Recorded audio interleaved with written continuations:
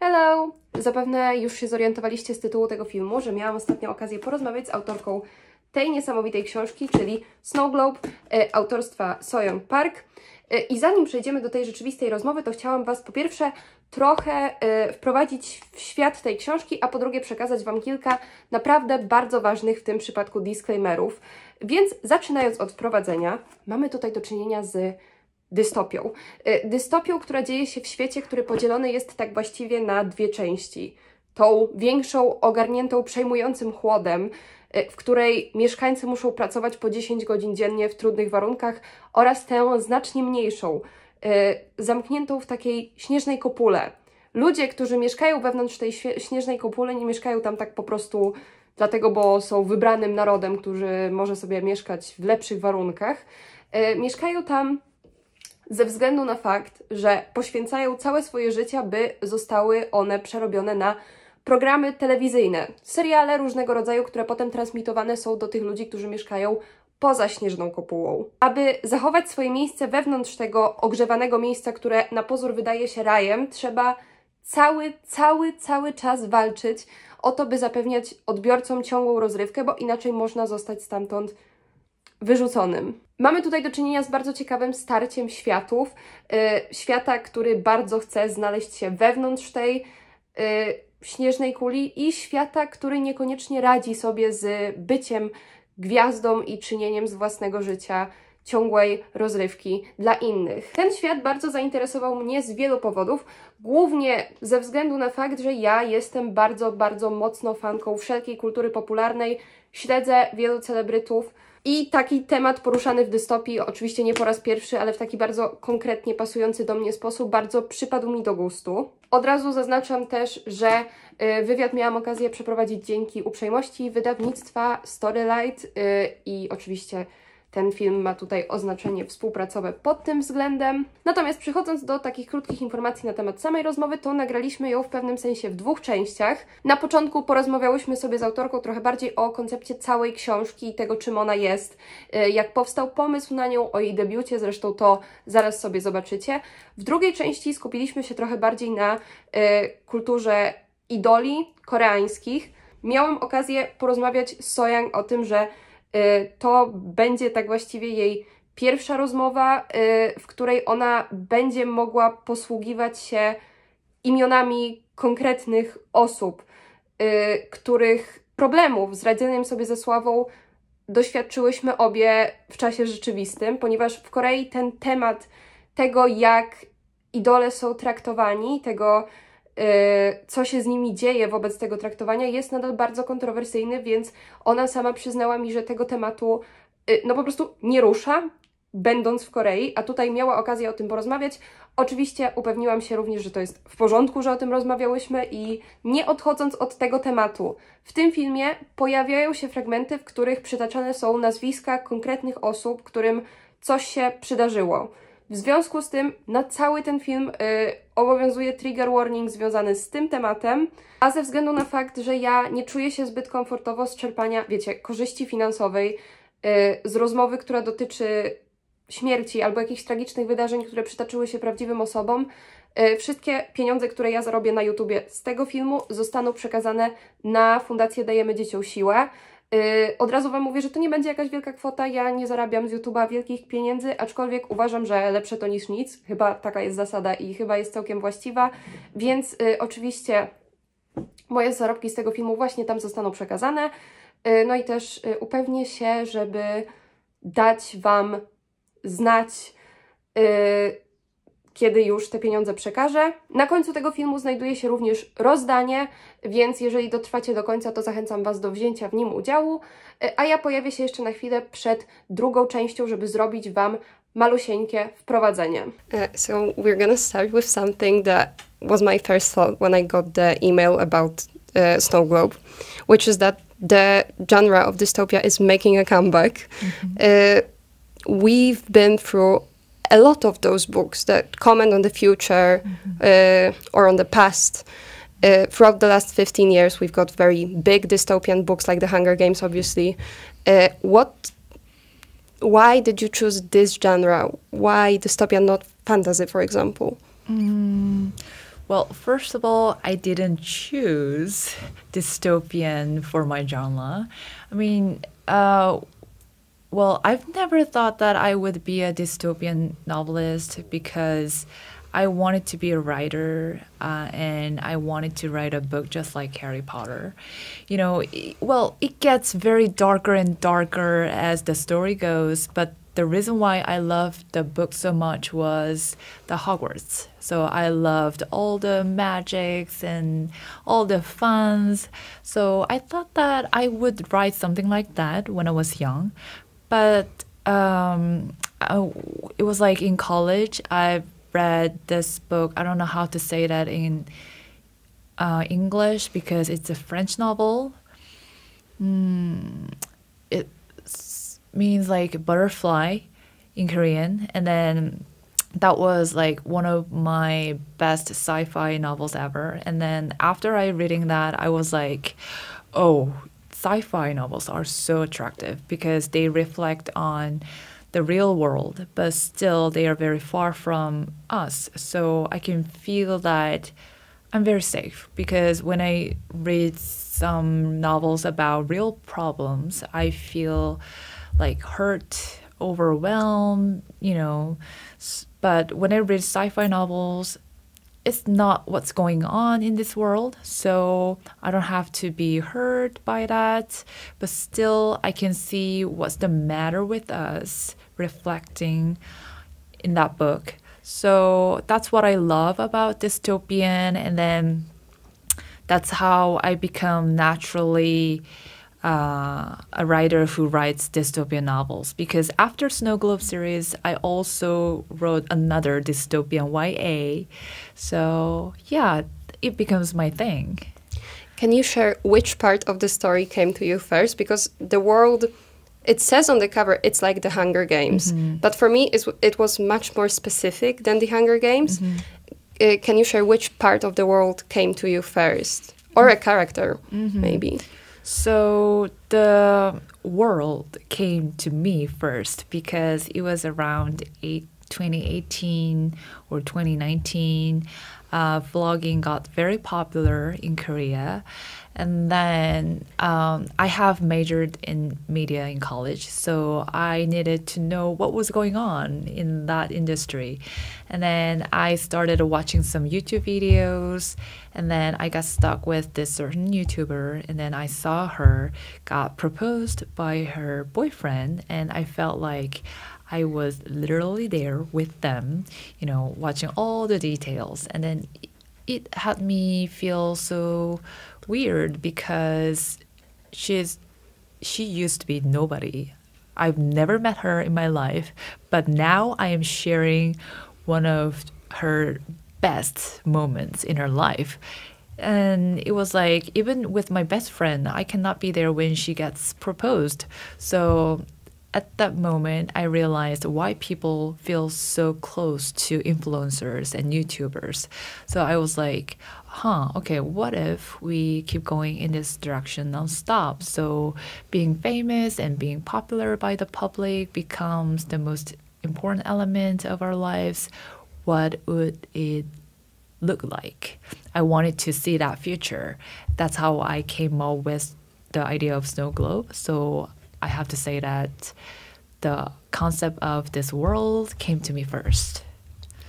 I think the thing that drew me to Snowglobe the most was the celebrity culture aspect of it, because both in Korean and American media, it's very present everywhere. And I'm very into American media, American culture. I'm also very into Korean media. And when I was reading it, I thought about like variety shows in Korea, when you watch the members of a boy group, for example, live in a dorm. And when I was younger, I was a teenager, I watched them live somewhere. And now when I reflect on it as an adult, it's very, kind of concerning that I could watch somebody sleep, for example. Oh, yes. But I also did care about them a lot. And when I started reading Snowglobe, I saw characters that were caring about people on the TV, very much so.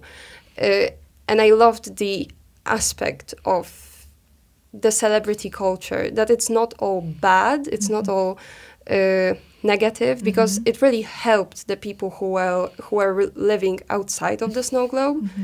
Can you talk about writing celebrities and what was that like for you? Like you mentioned, so I live in Korea, and so I live in the land of K-pop idols, and I love K-pop. So even though I'm not the insider of the industry, but I think I know some aspects of the industry because I have watched them for a long time.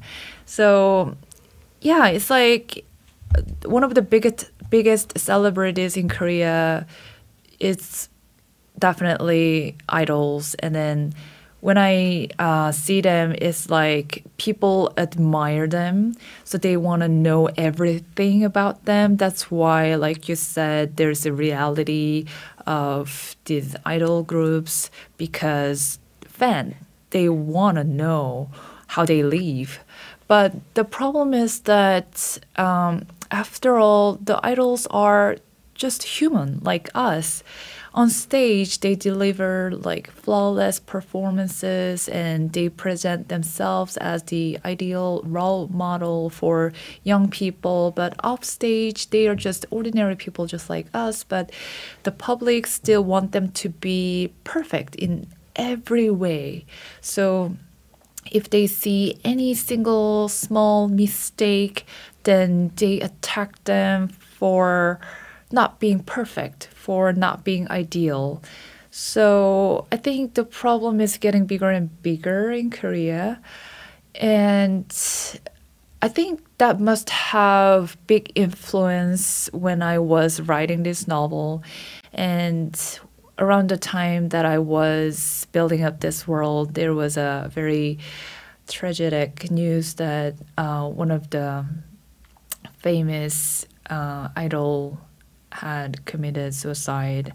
So I really liked her, so I felt so sorry for her. And then I think that definitely gave me inspiration for the character called Harry in this book. I really got drawn into your writing the fear of the people who live in the snow globe. I think it was very interesting for me because one of my favorite groups was Shiny when I was younger. And obviously it was one of the most, I think, well-known right now situations in which a member ended his life. And I haven't thought about it in a long time because it's such a weird topic that people are scared of their own fame. But in here, they are. I think they are even scared of fame outside of the snow globe. Did you have a character that you enjoyed writing the most? And was it somebody who was supposed to be like a famous person, or was it somebody from the outside of the snow globe? Well, definitely I enjoyed the part when I was writing about the life of the people who live in the open world, because describing the dystopian, harshy life is always amusing.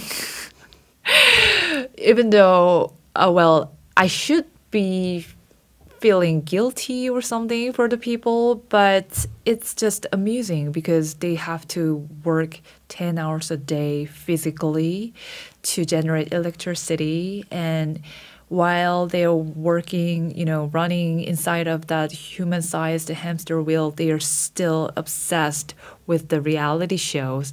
It's like very dystopian. So I loved describing it. But also, I really enjoyed describing the life inside of Snowglobe because it has like 90s, like America in 90s vibes. So it's like the movie Home Alone, something like that. So it looks very ideal. So I really enjoyed that I could describe two totally different worlds at the same time. So I cannot choose which one was better to write or something. I just loved describing them equally.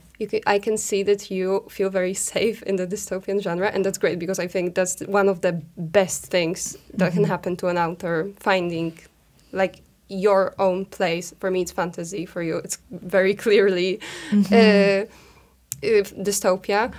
Do you have anything that you would like to write outside of it, or is it just always going to be dystopia for you? Or do you want to write something that's, for example, not YA, maybe new adult or something? So do you write fantasy novels? Yeah. Okay. I'm working on a fantasy novel right now. Good for you. So this is going to be my first fantasy novel ever. Well, so far I had worked on sci-fi only.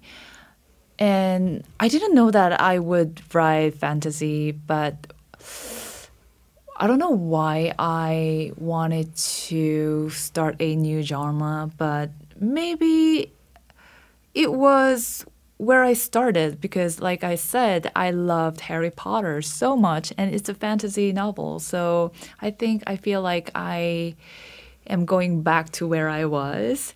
And because I'm not used to the rules of fantasy, even though I have read all the books of Harry Potter and I have watched all the movies of the Lord of the Rings and anything else, but still I haven't written a fantasy novel so far. So I'm learning with the rules and I'm learning what I should do with this genre. So in a way, I recently read a lot of famous fantasy novels that I should have read earlier. Like, for example, The Lord of the Rings. I have just started reading it because, writing a fantasy novel without reading The Lord of the Rings feels like driving a car without a driver's license.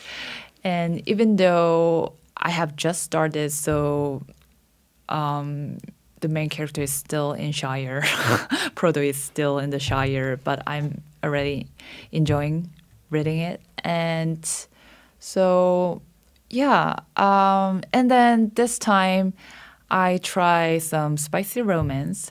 So the main characters are still like 17, 18, 19, but I think it's going to be quite spicy for young adults.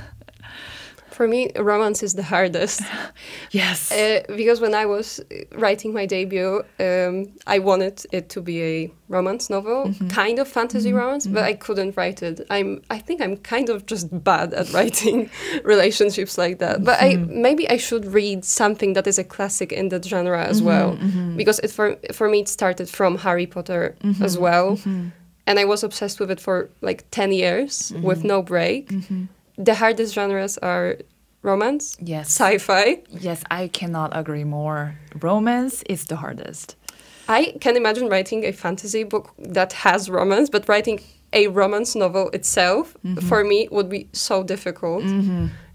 Because I wouldn't know what to do with this space. There's no way I can write like 300 pages of people interacting with each other and that's it. I wouldn't even dare to write, pure romance novel. No. I mean, I'm with the never say never idea because when I was younger, I always felt I'm never gonna write anything that's not fantasy because it was my safe space. Harry Potter was a safe space for me as well. But I've written like a story about Warsaw specifically, so maybe, it will change. Sci-fi is very difficult for me as well because you have to, I feel like, do a lot of research. And here it was very well placed in the story. Like I didn't feel like I was reading a textbook about the world. But it's very fast-paced in Snowglobe as well.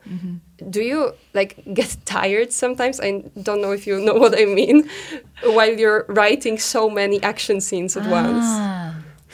Well, I don't think I got never tired of it because I prefer a book goes fast as a reader, because as a reader, I really enjoy cliffhangers and, you know, all the things that I cannot put down the book. And I love the books that makes me like can't stop turning the pages. So I don't think that I never get tired of it. But with this fantasy novel that I'm currently working on, I think it's going too slow because it's maybe I'm new to fantasy novel or something, or maybe I am creating so big worlds, so there are so many things to explain or something. But this time, I'm going so slow, so that's what I'm concerned. That's my concern for my works as well, always, because I do prefer slower books while I'm reading, but I mainly read like Lord of the Rings type of fantasy right now, and I do write YA, so it's a different kind of vibe. Obviously, YA is usually faster, but I kind of have a wish for my genre to like be a bit slower, maybe. Do you have a specific wish for sci-fi or for YA to go in a certain direction? For YA, I think so far I have seen so many protagonists who are morally right, because they are the heroes who's going to save the world. They are the heroine who's going to save the world. So it means that they have to be the right person. But every time I read those kind of YA novels, even though I love them and I enjoyed them so much, but I felt like I couldn't be related to the characters. It's because I'm just an ordinary person. I'm not a hero. So their heroic qualities, like, I just couldn't be connected with. So that's why I wanted to write a characters like Chobam, because she's in between like morally wrong and morally right, because she gets trapped by her own desire. So she makes mistakes and she makes morally wrong decisions. But what I love about her is that in the end, because she refused to deceive herself and she chose to be true to herself, so she could have gained the strength and power to face the truth. And then that's how she got all the strength to stand against the system and everything and to correct the mistakes she did. That's what I love about her. So I think for YA, we need more characters who has like many layers and has many dimensions. They don't have to be like heroic. They don't have to be good girls, good boys always.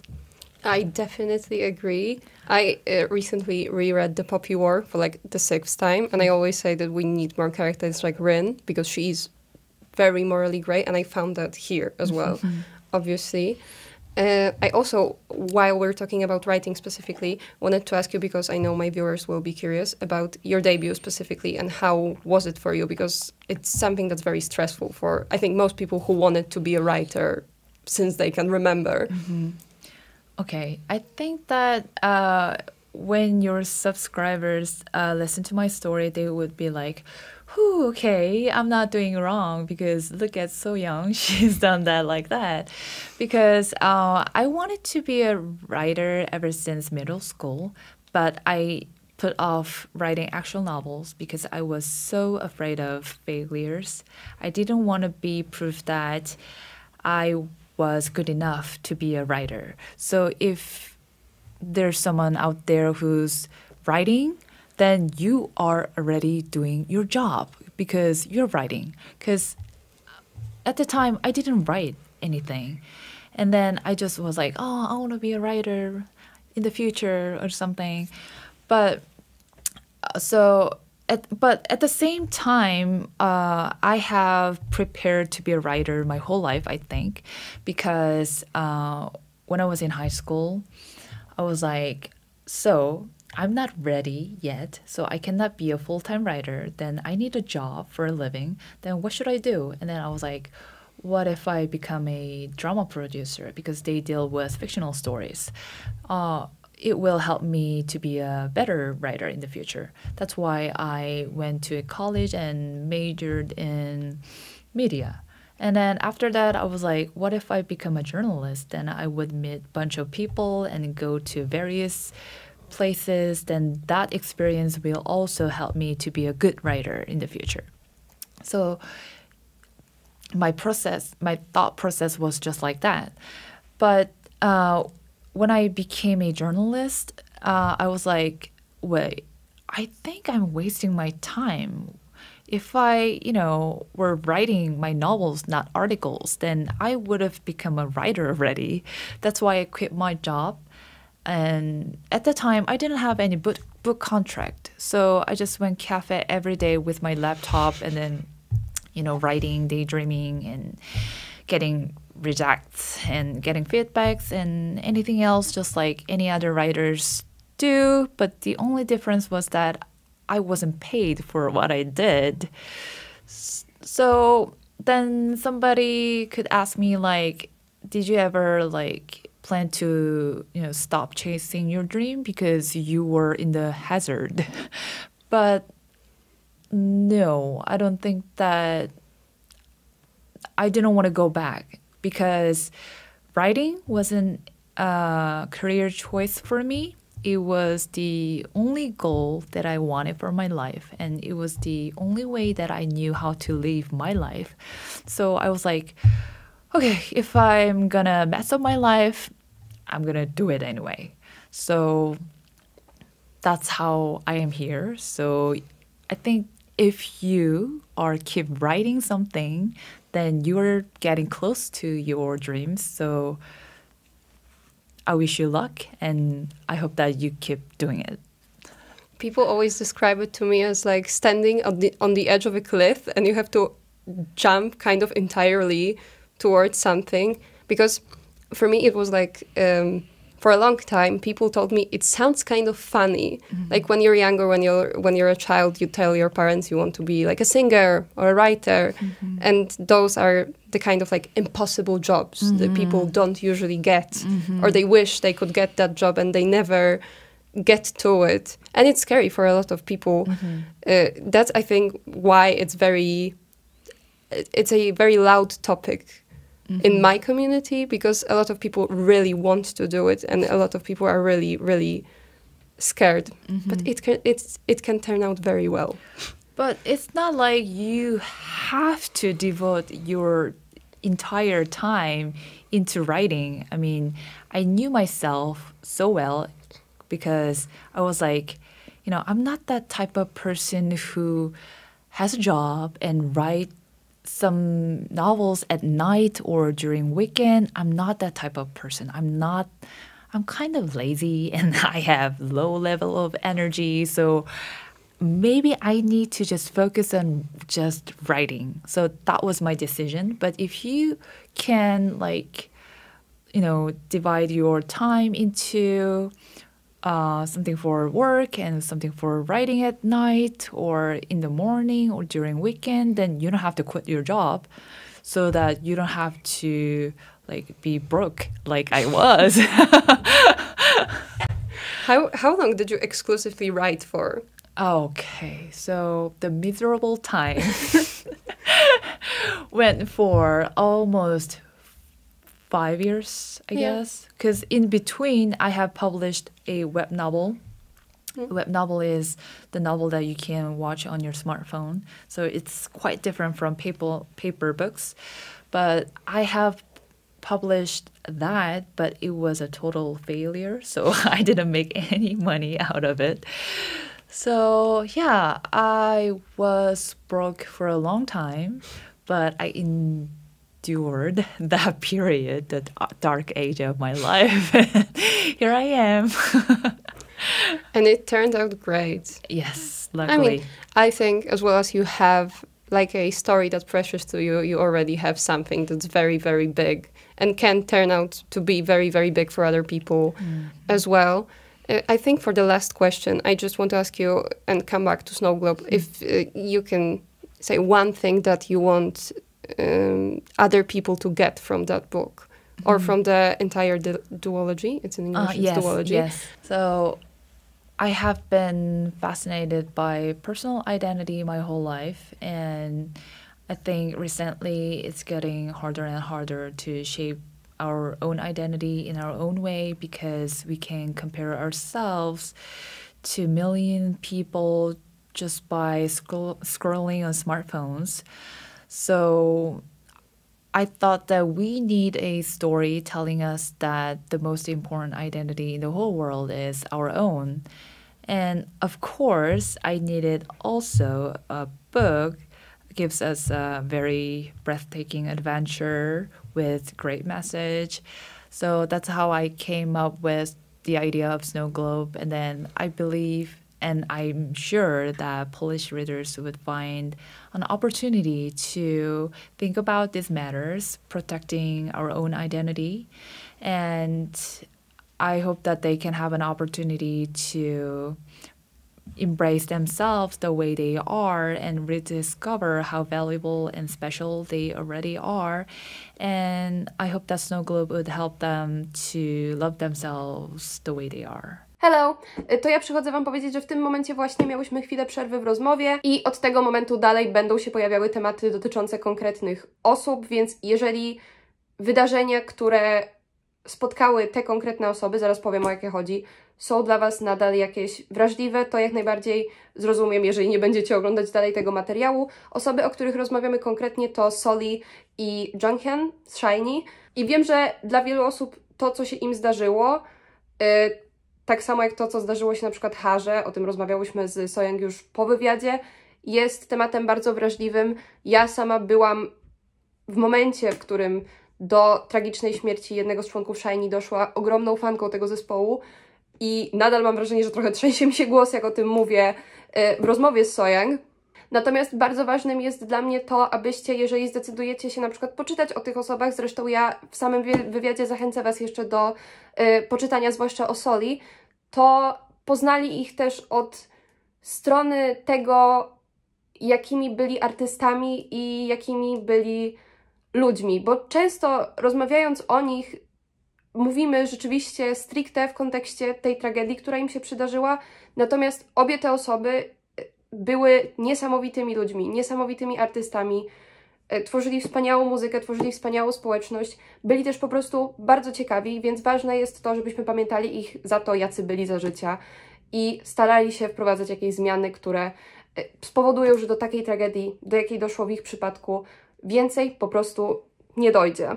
Because I think a lot of dystopian novels, and I'm thinking of the Hunger Games specifically right now, shows that the people from outside of the capital really dislike the capital from the beginning.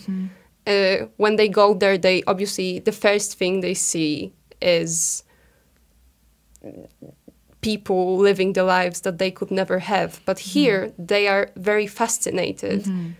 And they obviously, they really want those lives.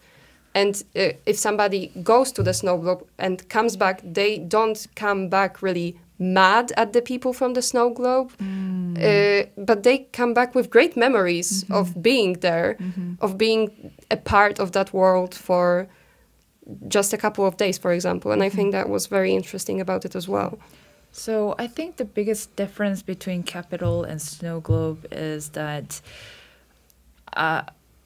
I'm not sure if I'm right, but Capital is like if you are born inside of Capital, then you are the citizen of Capital, and that's what makes you special.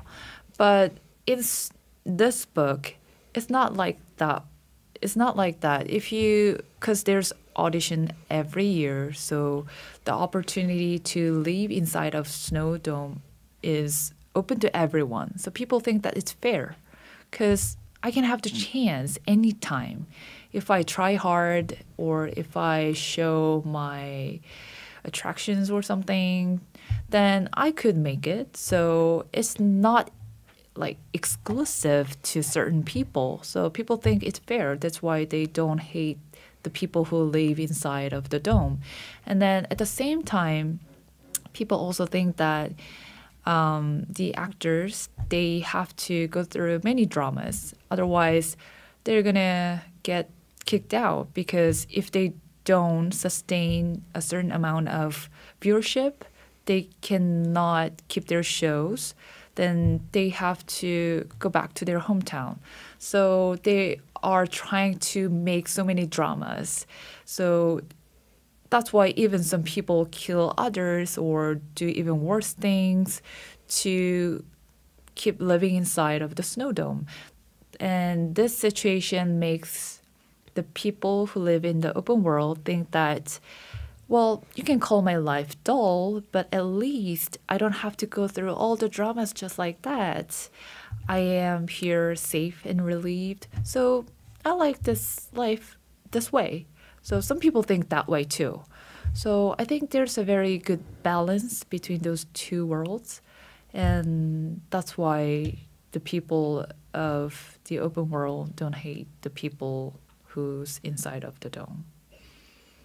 Yeah, I also, while reading, thought about them getting very attached to specific people, because people from the outside think they see everything, basically, that happens to the people inside. And that's something very relevant for our society as well. I think people from our world think that they know celebrities kind of personally, like you said. And sometimes, even though I'm like trying to keep my distance from people that are famous, and I think I'm doing it pretty great, I catch myself thinking like, oh no, that person wouldn't do that because I know them. They wouldn't do something, or they would do something because I've been following them for such a long time. And I think that's very a tricky thing to write, because you are writing characters who don't know each other but know each other, and also a very hard thing to navigate, like in real life. Well, I used to be a fan myself, and so I know what you are talking about, and that's exactly what the people feel towards the actors, because even though they've never met before, but the only reason that I have watched them for a long time makes me feel like I know them and makes me feel so attached to them. And it's not just about idols or actors, like big names, because like the YouTuber that I mentioned, like there was a time that, so I kept following her and I kept watching her lives, and I was like, now I think I know what her puppies eat. Like even that kind of details, I know that.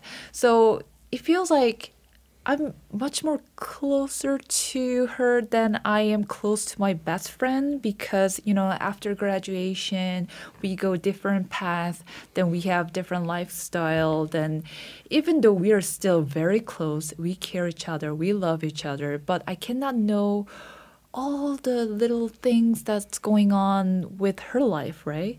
But I know every little details going on in this person's life, and that makes me feel like we are too close.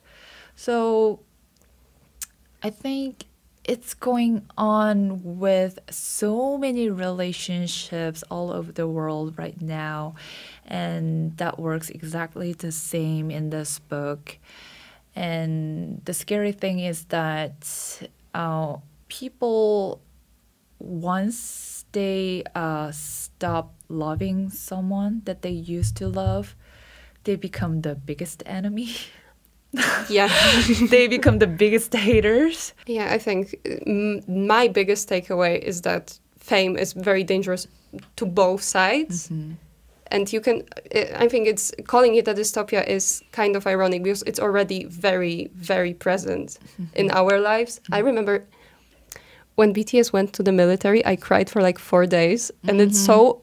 You're not the only one. Yeah. And it's so genuinely scary because it hurt me, like genuinely something that has to do with people who didn't want to hurt me, don't know me, and obviously had to do it at some point, made me so upset, even though nothing happened to them. They are fine. Yeah. But it doesn't matter when Top did the same. I cried a lot. Because you cannot see them like for a year and a half. Maybe that makes you sad. Yeah, I think so, but that's even more scary if I think about it, because I think the part that I miss the most, even now, and I'm 20, so I should be over it by now, kind of, is the interactions between them specifically, not just them being present, because I feel like I'm part of something, like the interactions that they have, which is kind of scary, but also I think they felt very pressured to deliver that message of like leaving, going away, because they knew they were going to hurt people.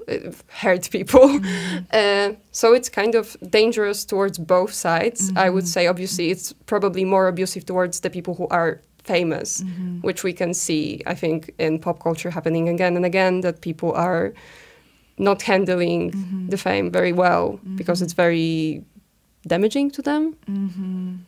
Yeah, well, it's like I cannot understand their side of the story because I'm not that famous. So I haven't experienced, those kind of life. So I don't know their point of view, but you're right. And it's like, there's a saying that the things you love hurt you. The things you don't love cannot hurt you. So, well,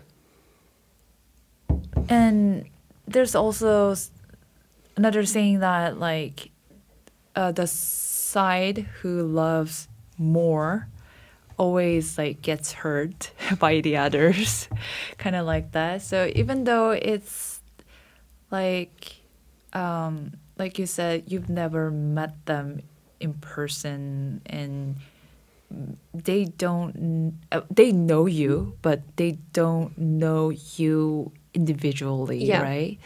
So it's like I don't know how to say this. Like, some people say that it's like if you withdraw your hand, then it's the end. Yeah. It's that kind of relationship. Some people say that. But I don't know. Well, I think we have entered into a new era, and we are experiencing new relationship that didn't exist for thousands of years. So we are experiencing it. So we don't know where it goes in the end.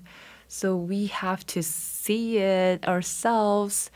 But I support the relationships between celebrities and their fans in a good way because, like I said, I used to be a fan of someone. So I know also what's good about it. So if you can keep the balance and if you can keep the control of your life, then I think everything's fine as long as you don't lose the control of yourself. Yeah, I think so as well. And also, I think the message of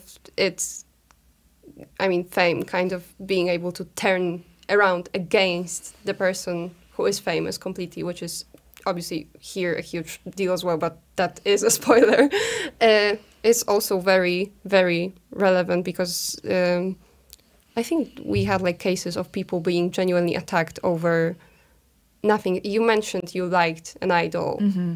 Was it solely or... Because you said in 2019 you started thinking of this Oh, one? yes. So that's right. The person I was mentioning was Seolli. And she was one of my so many idols that I've admired my entire life. Because, I'm like, so there's like a generations of K-pop idols, and I like have 6 now. I stopped counting after 4. yeah, and then I have witnessed the first generations with my eyes through television. So there were so many idols that I loved, and she was definitely one of them. And then I also loved Jonghyun. Yes. So I still listen to his music. So I still vivid remember the day that I Yeah. yeah. So, yeah. What was I talking about? It's saddening for me still. It's a very emotional topic to my viewers. Read up on Soli. She's great. She had an amazing career. She's also I think, a great person who always spoke out for what's right. So if you want to, please read up on her. She's really, really great. But yeah, just we were talking about fame turning towards people completely. And I think that was kind of her case in a way. Yeah. Or, I don't know, because I've never been into her shoes. So I can only assume. And because I have written a story about Harry, so this is how I interpreted the situation that I have witnessed. Even though I don't know the truth, but, sometimes I feel like, well, it could be a spoiler, so you could cut it out later. I will. If it's a spoiler, I will. Yeah, but sometimes I feel like people treat idols like products. Yeah. And I think that's what I feel about idols. So, and that kind of, I don't know, situations is very harmful for teenage idols because they are so young, they are so vulnerable, and like they debut like even before they go to college, like they debut like around 18 or 17. Or now like 12. Yeah. So it's very natural for them to have like identity, like it's very natural for them to struggle with like, who am I? Because people see me this way, but I'm not. People want me to be perfect all the time, but I'm just a human, so what am I? I think it's very natural for them to think about those matters, and if they are so into that thoughts, it might, lead them to depressions or something like that. So I think we need to do something about K-pop industry or something, but I'm just a tiny little person, so there's nothing I can do. But at least I'd never ever leave bad comments or anything like that. I think that's what I can do at least. While reading Snowglobe, I tried to imagine myself in their life while being recorded with no breaks, basically, or very short breaks. And I think I would go insane so quickly. And it was kind of like insane to see the determination but that people had to stay in there. Because I think if you would ask people in theory if they want to like give up their life, made it be shown to everybody, basically, or live somewhere that's just very cold and you have to work, but you can keep your privacy. I think most people in our world, their first thought would be to say they want to keep their privacy, but Snowglobe makes you question if that's really true, because the more you read, the more you find out they don't have in the world outside, they don't have so many things, and they spend the entire time watching people who have all of those things. That choice is not that easy anymore. Yeah, because even in my case, I have obviously all those social media accounts, but I don't upload any photos or videos of me because I adore privacy. Privacy is one of the most important thing for me. But if I were put into this world, I would definitely want to be an actor because that's the only way to live like human. Like otherwise I have to work 10 hours a day and I have to endure all the frozen weather all the time, then I would think like, what's privacy? It's not that worth it. Let's just give them what they want and then I'll get what I want. So yeah. I have like a 1/1,000,000th of what it is to be like in any way popular. And even I had like 5 or 6 instances of a person asking for my address every single day for like weeks. Yeah. So What? that being more like happening to me every day, for example, and it not being one person, but like 50 people, or like people actually knowing where I live, which is a case for a lot of celebrities probably, I would assume so, Yeah. is so terrifying that I would rather live in the cold.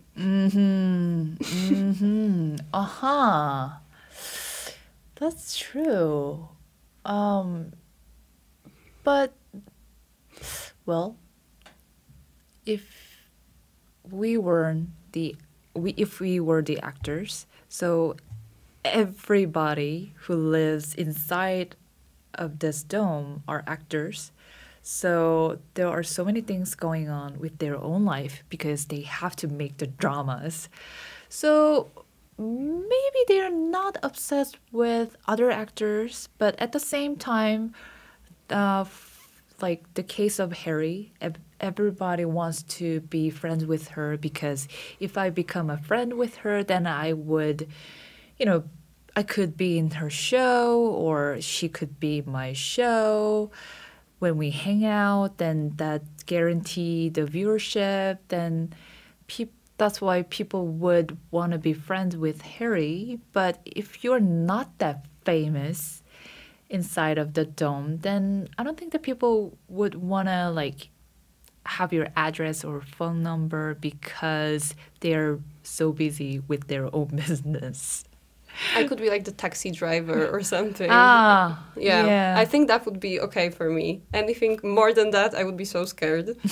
Especially because they don't see the people who are watching them. They don't really interact with them that much. And that would be even scarier because it's like a Big Brother kind of thing. When you don't come and talk to the viewers. You don't really have the experience of seeing them as real people. You just know that there are the viewers and you remember them from the life that you had before you went into the dome. But once they become like one huge group, without names, without faces, it would get, I think, even scarier for me. The dome, Snowglobe, and the reality shows is like their smartphone. It's like we always, watch our smartphone. It's not because it's always entertaining. It's not because there's always something going on interesting. It's just like what we do. And we just cannot keep our eyes off from it because our brain wants something to watch all the time. And I think that's what works. That's what's happening with the people in the book too. It's not because maybe the people love what they are watching. They just watch because otherwise there's nothing to do and their brain always wants something to watch. And without the reality shows working inside of that wheels must be like much more harder. So they just need something to paralyze their brain from the pain, So yeah, it's just like a smartphone. I think for me it was because I was in high school during the pandemic and I wasn't very like into any celebrities before that, but and I was in my house for 2 years, which is very similar. They only go out probably to work because it's very cold. And that's when it started for me as well. That reminds me of, like, did I mention that I love Friends, the American sitcom? So do you know what Friends is? Yeah. Yeah.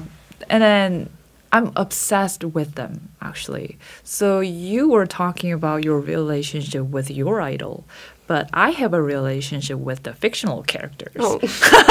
Yeah. They are my comfort zone. I mean, like, I literally watch them while I work on my novel. So I play Friends on my iPad, on my desk. Without them, I feel so insecure. That also kind of fits because Friends is like just real life of people being shown to us throughout. So I even have a relationship with these fictional characters from old times. So who's going to blame the relationship with celebrities? Because they are real, at least. They are not real, and I love them. I'm obsessed with them, so yeah. Jeśli dotrwaliście do końca i chcecie zgarnąć swój własny egzemplarz Snowglobe, oczywiście z autografem autorki, to koniecznie napiszcie mi swoje przemyślenia o całej tej rozmowie, o całym filmie w komentarzach, no i wybiorę z nich 2 osoby, odezwę się do Was, tylko zostawcie też w komentarzu nazwę swojego Instagrama, żebym miała jakiś sposób, żeby się do Was z tymi nagrodami zwrócić.